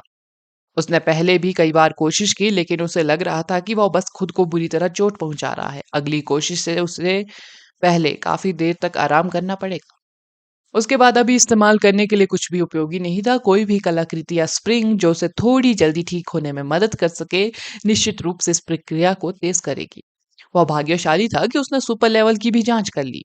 अगर उसने इस मौके का फायदा नहीं उठाया तो वह इसे जल्द ही गंवा देगा। आदर्श ने हेडी को भी साथ आने के लिए इनवाइट किया। प्रियंका भी अपनी चोटों से उभर रही थी, इसलिए वह साथ नहीं आई। वे इमारत की सबसे ऊंची मंजिल पर पहुंचे, जहां से खिड़की से शानदार नजारा दिखाई देता था। वे एथेंस के रात के नजारे का आसानी से आनंद ले सकते थे।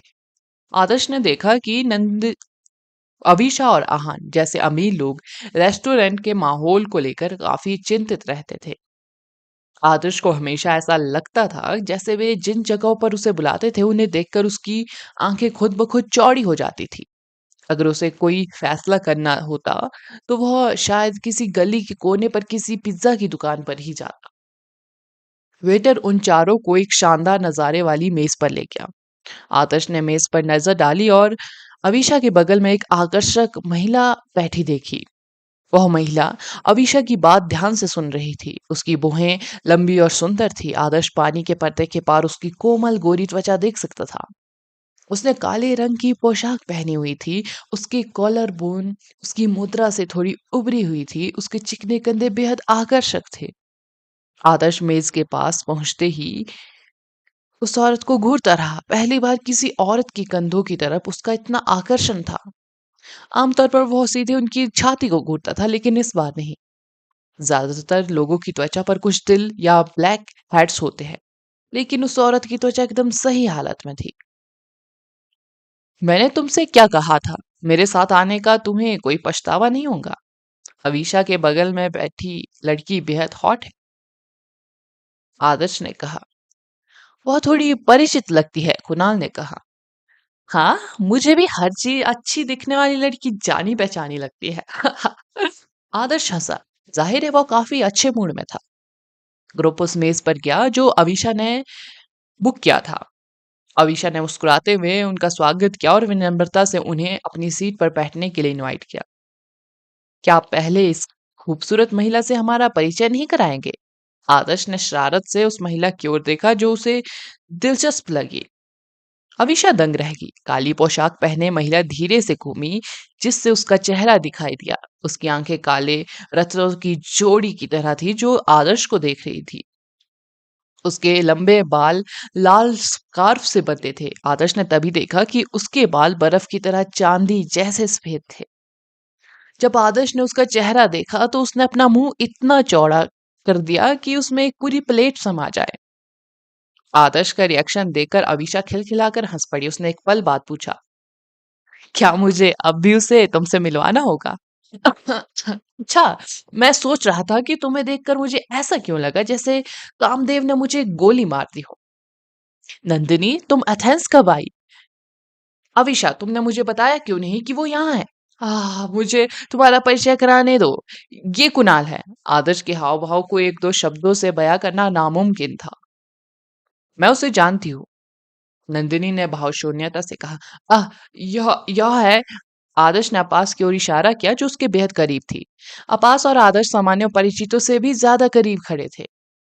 आदर्श को नंदिनी की ठंडी निगाहों का एहसास हो गया था। जब उसने अपास को समझाने की कोशिश की तो उसके पास अचानक शब्द नहीं बचे। क्या नंदिनी उस पर विश्वास करेंगी यदि वह उसे बताए कि अपास उसका कॉन्ट्रैक्टेड बीस्ट था? नेक्स्ट एपिसोड, बुरी चीजों का एक साथ होना। आदर्श अभी तक राधा के लिए कोई स्पष्टीकरण नहीं दे पाया था। नंदिनी के लिए अभी तक कोई स्पष्टीकरण तैयार नहीं किया था। राधा के लिए जो उसने भाषण तैयार किया था वह नंदिनी पर बेकार था। वह मानसिक रूप से बिल्कुल तैयार नहीं था। उसे यह एहसास भी नहीं था कि जिस लड़की ने धीरे धीरे मेज के पास पहुंचते ही उसकी धड़कनें तेज कर दी वह नंदिनी थी। नंदिनी ने आम दिनों से अलग कपड़े पहने थे। काले रंग का इवनिंग गाउन पहना था। वो बेहद सेक्सी लग रही थी, खासकर उसके खुले कंधे। आदर्श को लग रहा था कि वो 1 साल तक उसके कंधों को देख सकता है बिना उससे बोर हुए। आदर्श ने नंदिनी को कभी ऐसे सजे धजे नहीं देखा था।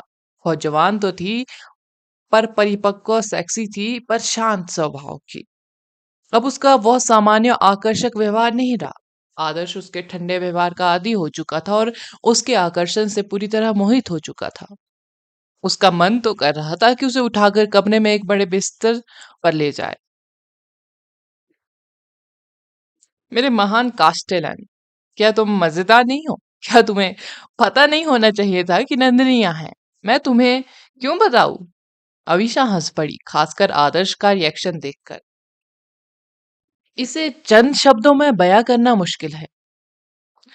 नंदिनी, तुमने मुझे बताया क्यों नहीं कि तुम आ रही हो? सच में आज तुम इतनी खूबसूरत लग रही हो कि मैं तुम्हें पहचान ही नहीं पाया। बड़ी राहत की बात है कि वो तुम ही थी। मुझे शुरू में लगा था मैं इतना घटिया हूं कि कोई भी औरत मुझे इतनी आसानी से लुभा लेगी, लेकिन वो तो तुम ही निकली। ये तो बहुत बढ़िया है। आदर्श नंदिनी के पास बैठ गया और जल्दी से कुछ दिलासा वाले शब्द बोले। अपास और हेडी भी अपनी सीटों पर बैठ के वे काफी हैरान थे। आदर्श हमेशा से निडर रहा है। उसने बिच्छुओं के राजा मेडुसा को भी डराने की हिम्मत की, लेकिन क्या वाकई कोई ऐसा था जिससे वह डरता था? कुणाल, वह कौन है? हेडी ने उत्सुकता से फुसफुसाया। नई महिला बेहद खूबसूरत थी। हेडी को हमेशा अपने रंग रूप पर पूरा भरोसा था, लेकिन किसी तरह इस असामान्य रंग रूप वाली महिला का सामना करते हुए उसे थोड़ी शर्मिंदगी महसूस हुई। कोई ऐसा जिसे आदर्श पसंद करता है, कुणाल ने कहा। उसे समझ नहीं आ रहा था कि उनके रिश्ते को कैसे समझाए। नंदिनी ने कभी स्पष्ट नहीं किया था कि वो आदर्श से शादी करने वाली है। कुणाल को नंदिनी के परिवार से किसी से संपर्क किए हुए काफी टाइम हो गया था। उसे कोई आइडिया नहीं था कि आदर्श उसका प्यार जीतने में कामयाब हुआ है या नहीं। उसे बस इतना पता था कि उनके बीच रिश्ता थोड़ा अस्पष्ट है, खासकर जब वे दोनों मिलकर नंदेश पर्वत बना रहे थे। उसे हर खूबसूरत औरत पसंद है, क्या उसने यही नहीं कहा था? अपास ने गुस्से से भरी मुस्कान के साथ कहा। तुम सही कह रही हो, स्थिति में तुम उसे आदर्श की देवी समझ सकती हो, कुणाल ने कहा। ओह, अब मुझे समझ आ गया। हेरी ने सिर हिलाया। वो शो के मजे लेने के लिए बेताब थी। अगर आदर्श को पता होता कि नंदिनी यहाँ है तो वो अपास को कभी साथ नहीं लाता। वह उसे कॉन्ट्रैक्टिव स्पेस में फेंक देता। चलो पहले खाना खाते हैं, नंदिनी ने अविशा से कहा। वह आदर्श की बातें सुनने के मूड में नहीं थी। अविशा ने सिर हिलाया। मुझे तुम्हें कुछ बताना है। बात कुणाल की है। वह सुपर लेवल तक पहुंचने के काफी करीब है। मैं सोच रहा था कि चूंकि वह हम में से एक है, इसलिए हमें उसे जरूरी संसाधन जुटाने में हेल्प करनी चाहिए, आदर्श ने कहा। मैं जल्दी में नहीं हूँ, कुणाल ने कहा। बेशक आप है, आप एक सुपर लेवल होने का मतलब जानते हैं। एक अविश्वसनीय सहायक, आदर्श ने कहा। मैं नंदिनी के फैसले पर अडिग रहूंगा। वह नंदेश पर्वत की प्रभारी है, आपके पास सिर्फ एक पद है, कोई दायित्व नहीं, कुणाल ने कहा। आदर्श के लिए वह निमंत्रण चौंकाने वाला और रोमांचक दोनों था। वह राधा से मिलने के बाद नंदेश पर्वत पर जाने का प्लान बना रहा था। नंदिनी को आखिरी बार देखे हुए बेहद टाइम हो गया था, जबकि उसने लगभग आधा साल आल्प्स और मिस्र में बिताया था। कल्पना कीजिए कि अगर एक जोड़ा आधे साल से ना मिला हो, फिर भी पत्नी ने मिलते ही अपने पति को एक खूबसूरत जवान लड़की के साथ चलते हुए देख लिया हो। आदर्श को बेहद चिंता हो रही थी कि कहीं नंदिनी अपने आइस क्रिस्टल धनुष से उसकी जान हमेशा के लिए खत्म ना कर दे। नंदिनी, क्या तुम एथेंस किसी जरूरी काम से आई हो? कुणाल को लगा कि उसकी खुशी काफी बढ़ गई है। उसने समझदारी से बात बदल दी। हम्म, हमें पूर्वी चीन सागर में काटेज रीफ वाला एक द्वीप मिला है। हम अयस्को को यूरोप, संभवतः एथेंस, एक्सपोर्ट करने की योजना बना रहे हैं। अविशा के पास यहाँ पर्याप्त संसाधन है। हम डिफेंस इक्विपमेंट भी खरीदने का प्लान बना रहे हैं। काटेज रीफ द्वीप पर तैनात हमारे मैजिस्ट्रो को हाल ही में बेहद नुकसान हुआ है, नंदिनी ने कहा। द्वीप पर कौन से जीव है? आदर्श ने पूछा। अत्याचारी दानव शंखों का एक झुंड। उन्हें भी अयस्कों का शौक है। हमारे द्वीप की खोज से पहले युद्ध स्तर तक पहुंच चुके अत्याचारी दानव शंख द्वीप पर कल्टीवेशन करके स्वर्ण दानव शंखों में विकसित हो जाते हैं। ये स्वर्ण दानव शंख हमारे लिए काफी परेशानी का सबक रहे हैं, नंदिनी ने कहा। यही तो बात है, आदर्श। यही वजह थी कि मैं तुषार के साथ रोजी से मिलने गई थी। किसी भी डील के लिए वो हमारी पहली पसंद है, अवीशा ने बीच में कहा। अवीशा ने नंदिनी को सब कुछ समझाया जो हुआ था। अगर घटना के प्रति उसका यही रवैया है, तो इससे पता चलता है कि उसके कोई सिद्धांत नहीं है। वह एक विश्वसनीय व्यावसायिक साझेदार नहीं है, नंदिनी ने कहा। नंदिनी अपने व्यापारिक साझेदारों के व्यक्तित्व को लेकर बेहद सख्त थी। आदर्श हैरान रह गया। उसे चिंता थी कि नंदिनी अपनी योजना बिगाड़ने का इल्जाम उस पर डाल देंगी। आदर्श को भी रोजी के बारे में पहली नजर में कुछ खास अच्छा नहीं लगा। वह उन्हें युवा तानाशाह टाइटन के दिल के बारे में सच बताने से हिचकिचा रही थी। हालांकि ईशाना पहले ही समझा चुकी थी कि तानाशाह टाइटन लोगों के लिए कितना बड़ा खतरा होगा। शायद इस मंडली में लंबे समय तक रहने के बाद मुझे इसकी आदत हो गई है, लेकिन यह अच्छा है कि आप केवल उन लोगों के साथ काम करना चुनते हैं जो अपने सिद्धांतों पर अडिग रहते हैं। कम से कम इससे नंदेश पर्वत का नाम खराब तो नहीं होगा, अविशा ने स्वीकार किया। जब नंदेश पर्वत के विकास की बात आई तो इसकी सुरक्षा नंदिनी की प्राथमिकता थी। इसके बाद इसकी प्रतिष्ठा थी। यदि वो सिद्धांतों की परवाह नहीं करती, जैसे कि रोजी ने एथेंस में लोगों की सुरक्षा की उपेक्षा की थी, तो एथेंस में एक छोटा सा कबीला संभवतः नंदेश पर्वत से आगे बढ़ सकता था। हमारे सामने एक और प्रॉब्लम है। अगर हम यूरोप में उच्च गुणवत्ता वाले अयस्क बेचना चाहते हैं, तो हमें यूरोप के मैजिक एसोसिएशन से मंजूरी और उनके मूल्यांकन की जरूरत होगी। दुर्भाग्य से इसका प्रभारी व्यक्ति उसी कबीले से है, अवीशा ने कहा। आदर्श अवाक रह गया। बुरी चीजें एक साथ क्यों आती है?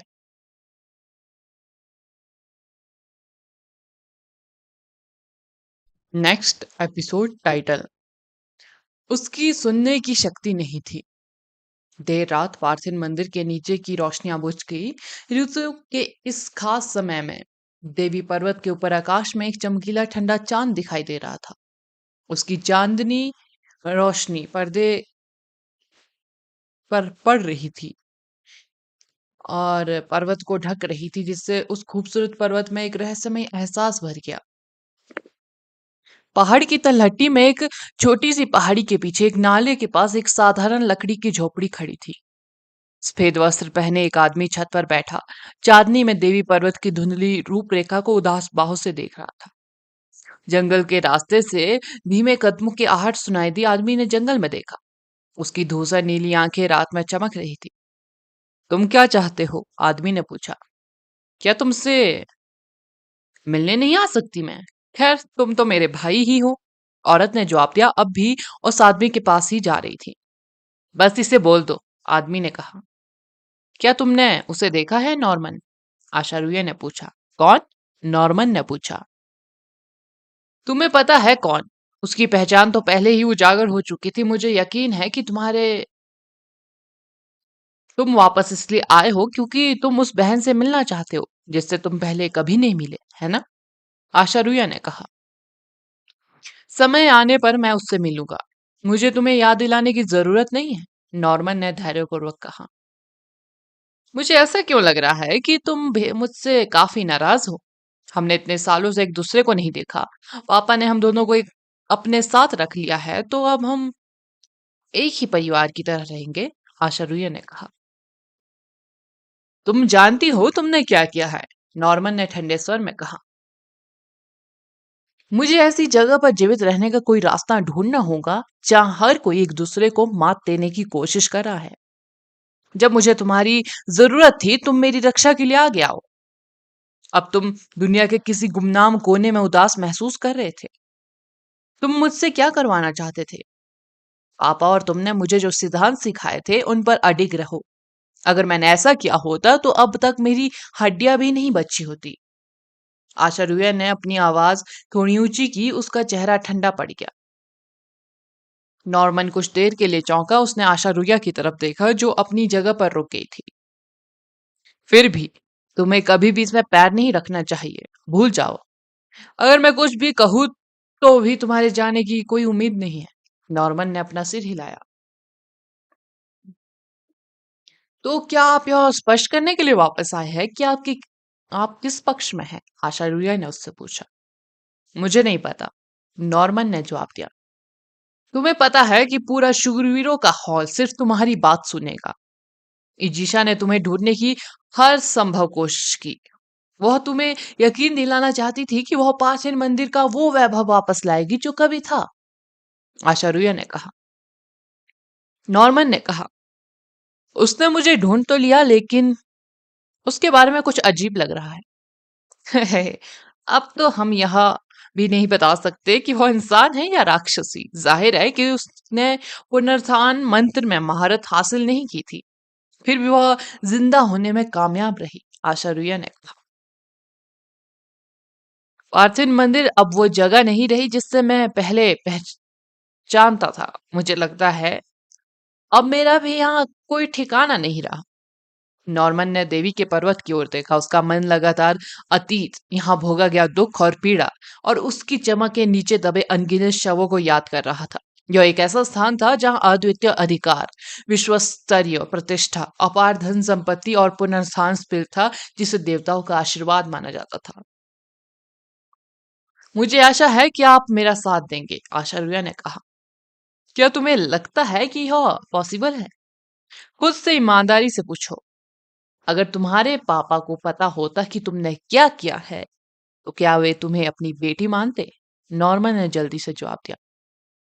आप इजिशिया का पक्ष नहीं लेंगे और आप मेरा भी पक्ष लेने को तैयार नहीं है।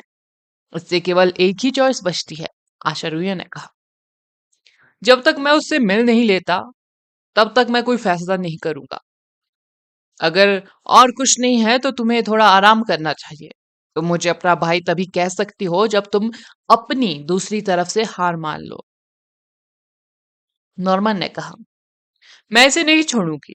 यह तुमसे बेहतर तरीके से मेरी रक्षा कर सकता है, आशारुया ने कहा। अगर तुम गलत रास्ते पर चलती रही तो मैं तुमसे बात नहीं कर पाऊंगा। नॉर्मन खड़ा हुआ, वह छत से नीचे कूदा और दरवाजे की तरफ बढ़ा। आचार्य ने नॉर्मन की पीठ को घूरते हुए अपने होंठ काटे। कुछ देर बाद उसने कहा, मैं ऑस्टिन को ढूंढने गई थी लेकिन वह मुझे नहीं पहचान पाया। तुमने ऑस्टिन को ढूंढ लिया? नॉर्मन वहीं रुक गया। उसने उत्सुकता से आशारुया की ओर देखा।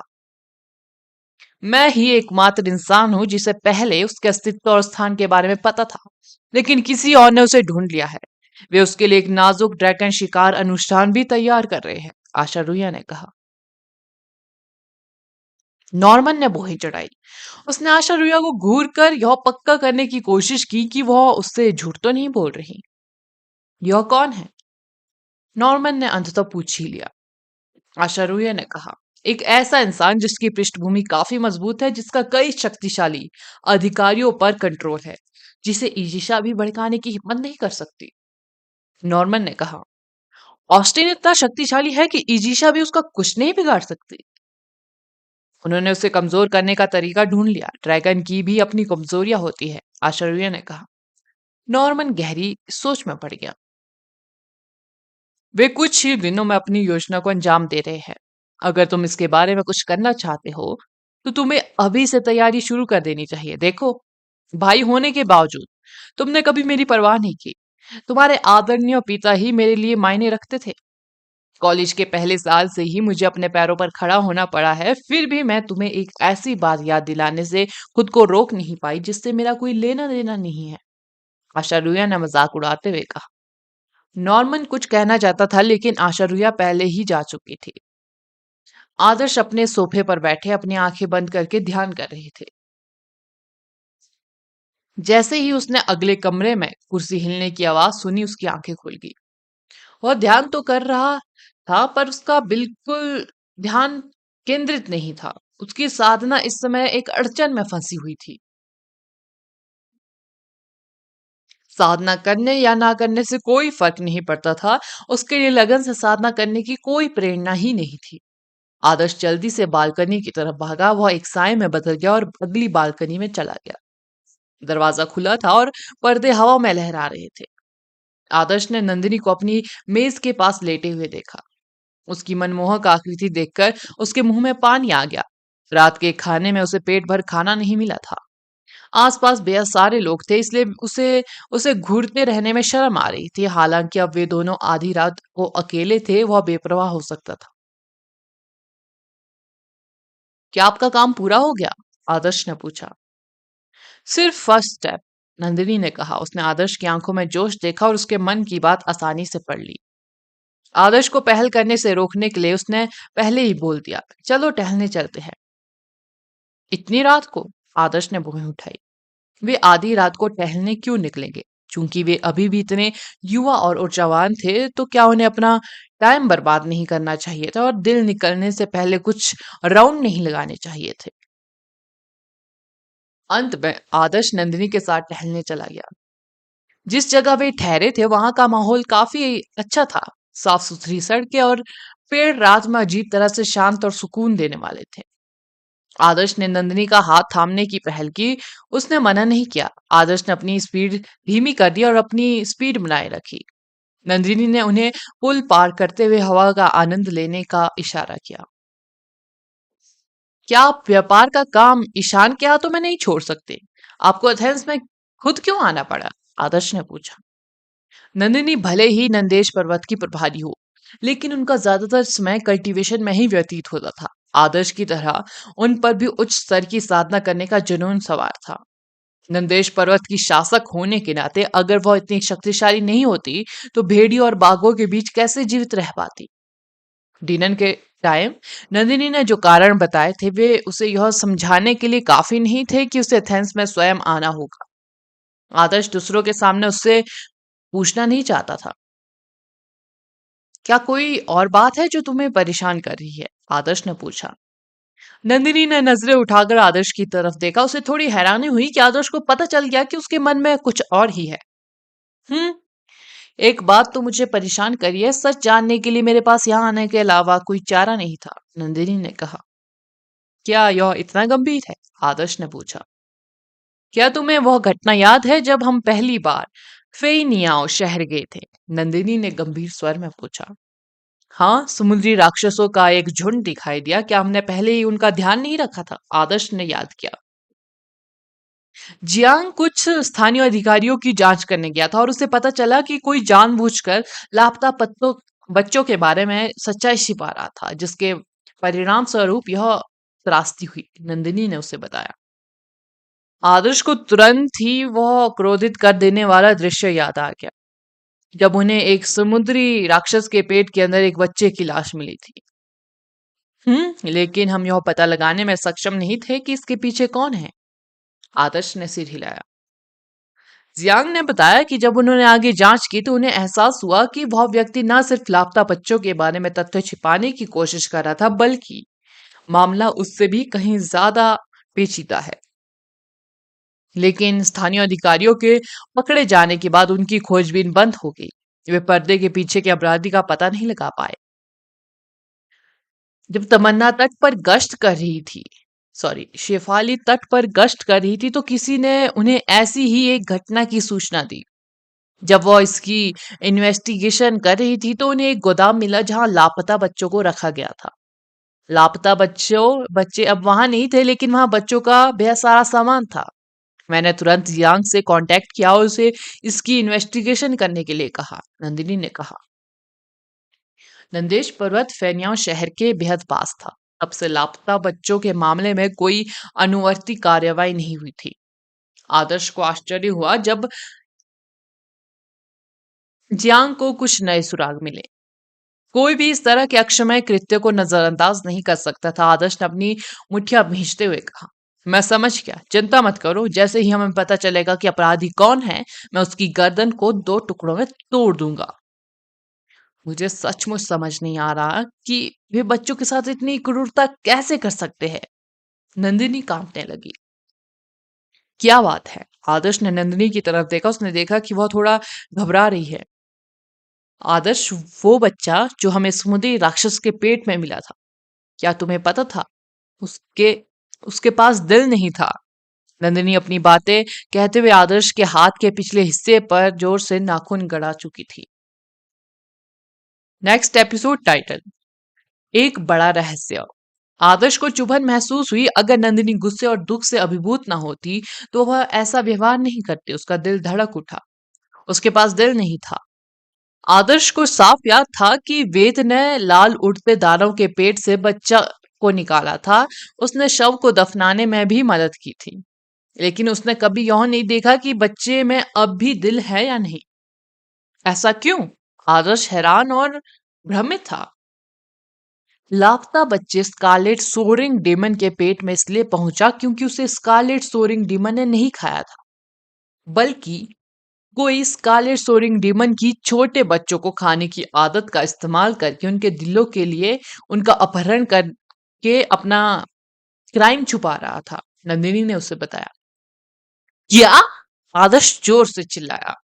नंदिनी की बातों से वह पूरी तरह हक्का पक्का रह गया। बच्चों ने स्कारलेट सोरिंग डीमंस द्वारा खाए जाने से पहले ही अपना दिल खो दिया था। आदर्श का दिल दहल गया। जो चीज पहले से ही इतनी करूर थी, उसे और भी डरावने सच में क्यों जोड़ा गया? नंदिनी ने कहा, मैं अकेले ही एथेंस आई थी क्योंकि मैं नहीं चाहती थी कि अपराधी को पता चले कि हम आगे बढ़ रहे हैं। अपराधी यहीं एथेंस में है? आदर्श ने उत्सुकता से पूछा। हम्म, हमने बच्चों के दिलों को यहां तक ट्रैक कर लिया है, नंदिनी ने कहा। आदर्श को अब समझ आया कि नंदिनी एक आलीशान रेस्टोरेंट में शाम के गाउन में खाना क्यों खा रही थी। अपराधी को का कोई मजबूत बैकग्राउंड जरूर होगा, इसलिए नंदेश पर्वत की जांच से शक आसानी से पैदा हो सकता था। इसलिए नंदिनी ने बिजनेस ट्रिप पर आने का नाटक किया। और क्या जानते हो? आदर्श कुर्राया। जियांग ने इस मामले की बेहद गहराई से इन्वेस्टिगेशन की, लेकिन उन्होंने मुझे यह भी चेतावनी दी कि इसमें शामिल व्यक्ति बेहद खतरनाक है। उन्होंने मुझे बेहद सावधान रहने को कहा है। हमें यकीन नहीं है कि अपराधी कौन है, लेकिन दिल सचमुच एथेंस में ही है। जियांग 2 दिन में यहाँ आएंगे और हमें पूरी इंफॉर्मेशन देंगे, नंदिनी ने कहा। बच्चों का दिल चुरा रहे हैं, ये क्या करने की योजना बना रहे हैं? आदर्श को इसके पीछे का कारण समझ नहीं आ रहा था। चोरी नहीं कर रहे हैं, वे इकट्ठा कर रहे हैं, नंदिनी ने उसे ठीक किया। नंदिनी को जो पता था उसके अनुसार लापता बच्चों की वास्तविक संख्या उनकी जानकारी से कहीं ज्यादा थी। यह सिर्फ फेनियाओं शहर में ही नहीं था, ऐसी घटनाएं दूसरे शहरों, यहां तक कि दूसरे देशों में भी हो रही थी। दिल इकट्ठा करना। आदर्श भयानक निराशाजनक सच्चाई जानने के बाद सोच में पड़ गया। उसे मिस्र में जनरल एथेन और उसके अधीनस्थ गंगमा के घृणित कृत्यों के बारे में भी अभी अभी पता चला था। लालच में चूर ये दुष्ट अपने बुरे कामों के बावजूद खुद को सम्माननीय समझते थे। उनके विकृत व्यक्तित्व और दिल राक्षस सांपों और बिच्छू से भी ज्यादा घिनौने थे। इंसानों पर अपास के आरोपों ने आदर्श को भी गहरी सोच में डाल दिया। उसे उम्मीद नहीं थी कि मिस्र से निकलते ही फेनिया शहर में लापता बच्चों की सच्चाई नंदेश पर्वत के लोगों को पता चल जाएगी। सच्चाई सुनकर वह एक बार फिर निराश हो गया। वह अपने ही जैसे लोगों से घृणा करने से खुद को रोक नहीं पाया। राक्षस प्राणी संभव तो कितने को खा सकते थे। इंसान डिमन प्राणियों से अधिक खा रहे थे। इंसानों में क्या खराबी थी? उन्हें एक दूसरे को तबाह क्यों करना पड़ा? गंगमा ने अपनी वासनाओं को शांत करने और अपने संबंधों को बढ़ाने के लिए युवतियों का अपहरण किया था। वे अस्थायी शांति के बदले में युवतियों को मेडुसा को खिला रहे थे, लेकिन बच्चों के दिल इकट्ठा करने का किसी के पास क्या कारण होगा? आदर्श ने मान लिया था कि शैतान नगरी ही बुराई की परिभाषा है। शैतान नगरी से बुरा कोई हो ही नहीं सकता। शैतान नगरी के मेंबर इंसान कहलाने के लायक भी नहीं थे, लेकिन जो कुछ उसने सहा था उसके बाद उसे अचानक लगा कि बुराई तो बस एक अथाह खाई है। जब भी उसे लगता कि उसने इंसानों का सबसे बुरा रूप देख लिया है तो उसकी नजरों से दूर उससे भी बदतर कुछ और घटित हो रहा होता। मुझे खेद है, और एक आरामदायक सैर थी, लेकिन मैं अंत तो आपसे ये बातें कह रही हूँ। नंदिनी ने आह भरी जब उसने देखा कि आदर्श बर्फीला बर्फीला ऑरा उत्सर्जित कर रहा था। मैं तुम्हारी सबसे छोटी चिंता हूं। मैं इसके पीछे के लोगों को कभी माफ नहीं करूंगा, आदर्श ने कसम खाई। उसके पास नंदिनी के साथ छेड़खानी करने के लिए काफी टाइम था, लेकिन अगर वह अपराधी को बाहर नहीं निकालता तो उसे ऐसा लगेगा जैसे उसके गले में एक कष्टप्रद मछली की हड्डी फंस गई हो।